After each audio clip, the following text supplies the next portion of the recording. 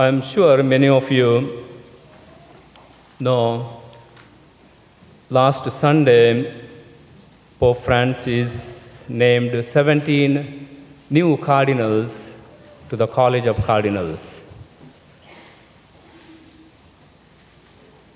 And the selection of these cardinals had quite a few surprising elements. First of all, 3 of those 17 cardinals are from the United States. That's a very, heartening news for the Church in the United States. And the second surprising element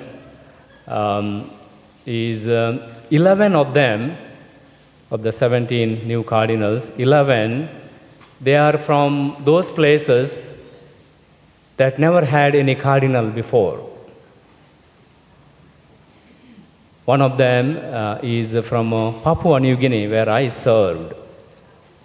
So I was very delighted to see that a cardinal from that small nation was named. Even though I did not meet him, but I was very delighted to. And it shows that Pope Francis is trying to emphasize the geographical universality of the Church by naming cardinals from those regions that had never been seen a cardinal before. But the most surprising element of this selection is naming of one 88-year-old priest from Albania, Fr Ernest Simoni, as the cardinal. I was very surprised because usually priests are not elevated to the rank of cardinals. Usually the bishops are. And so since the Second Vatican Council, very rarely a priest being elevated to that rank. And so I was very curious, and that too 88-year-old priest, because cardinals' main work is to select the next pope, and only those who are below the age of 80 can vote. And so by naming him when he's 88 years old, so I was very curious, what is the story behind that? And so, you know where I went? To Google. So I Googled, made a research, and I found this beautiful story, very fascinating story, which I want to share with you. It's a must-read story or must-listen story. And this story fits well into our scripture readings of our liturgy today. Father Ernest Simoni was born to a very devout Catholic family in the year 1928 in Albania. He attended a Franciscan minor seminary until it was shut down by the dictator, by the government that was very intent on removing all kinds of faith from that country. He wanted to make that country religionless, faithless. And it started with removing the priests and the seminarians and the seminaries.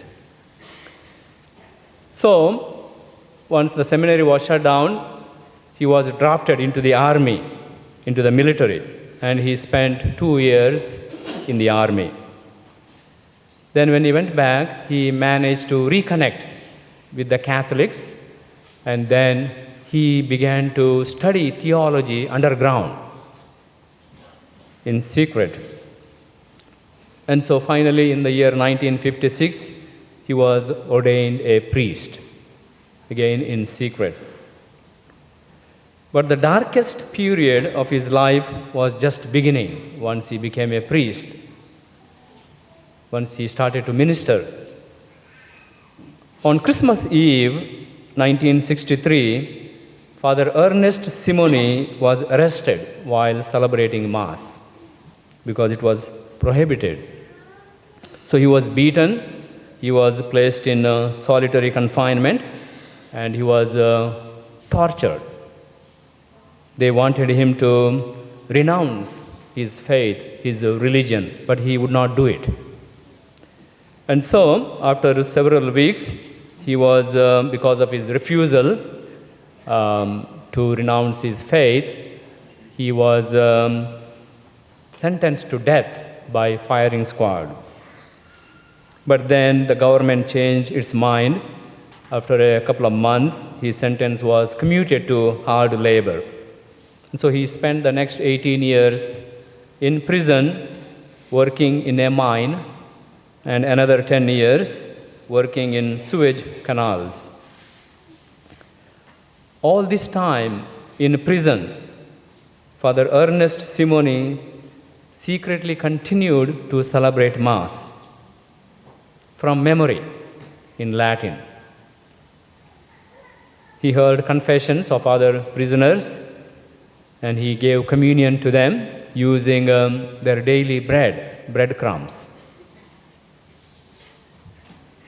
Again and again, he risked his life because of his devotion to priesthood, because of his devotion to the Lord, and because of his faith, his devotion to the church. Having faith was considered a crime in that country that time, and the churches were all demolished, and lay people and also religious, they were being imprisoned and even killed. And the country had less than 200 priests, and nearly all of them were in jail. But what they did not succeed was to destroy the faith of this priest, Father Ernest Simoni. He never gave up. He prayed, he trusted, he persevered, even in the most difficult situations. He spent a total of 28 years in prison. And then, when he was set free, he served in some small country parishes in Albania, in the mountain villages. And he still serves there. So in 2014, because of the persecutions, all these people in Albania, because they suffered, Pope Francis chose Albania to be the first country in Europe that he wished to visit as a pope. And he did. So when he went there in the year 2014, there was a big, at the cathedral, evening prayer, Vespers. And Father Ernest Simoni, he shared his story during that evening, his whole life story. Everyone, including Pope Francis, they listened to his story in stunned silence. After sharing the story, Father Ernest Simoni went to the Pope to greet him, and he knelt down to kiss the ring of his finger. But Pope Francis lifted him up, and he embraced him for quite a few minutes. Then Pope Francis, taking his glasses off, wiping away the tears from his eyes, he said, "Today I touched a martyr." And he never forgot that moment.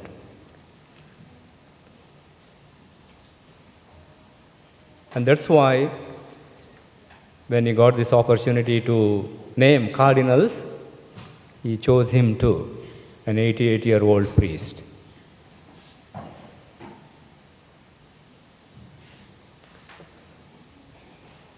Father Ernest Simoni's life is not only colored or defined by suffering and blood, but also by prayer, by perseverance, by hope.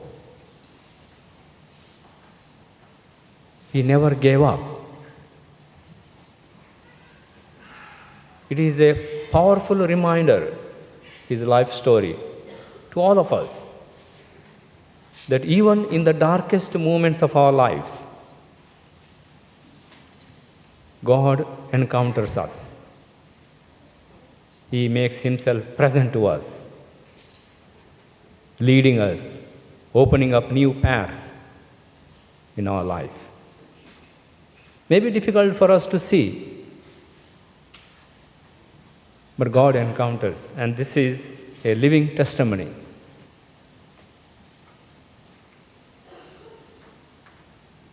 Every Christian is called because Jesus did that.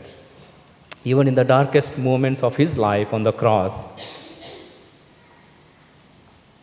he experienced his Father encountering him. And Jesus never quit, never gave up. That's why every Christian is called upon never to quit, never to lose hope.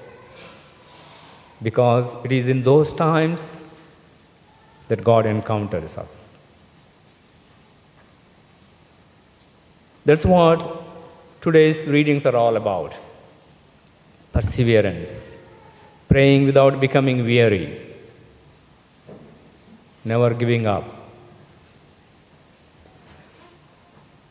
In a few minutes, we will come forward to receive the Holy Communion. So as we step forward today, let us remember all those masses Father Ernest Simoni celebrated in prison, using breadcrumbs as Christ's body. Because in those breadcrumbs, Christ became present to him, giving him hope, giving him strength. Those breadcrumbs became the source of life for him. And the same Jesus becomes present to us at this Eucharist. Same Jesus is present in the tabernacle. And every time we gather to celebrate that Mass, this celebration becomes a living reminder for all of us that God encounters us, especially in those dark moments, difficult moments of our life. That itself should be enough for us, never to give up, to persevere in our prayers, in our faith. That itself should be a motivation for us to hunger for this celebration. Look forward to this celebration, that gift beyond measure, that gift for which we are ready to die, we are ready to live for.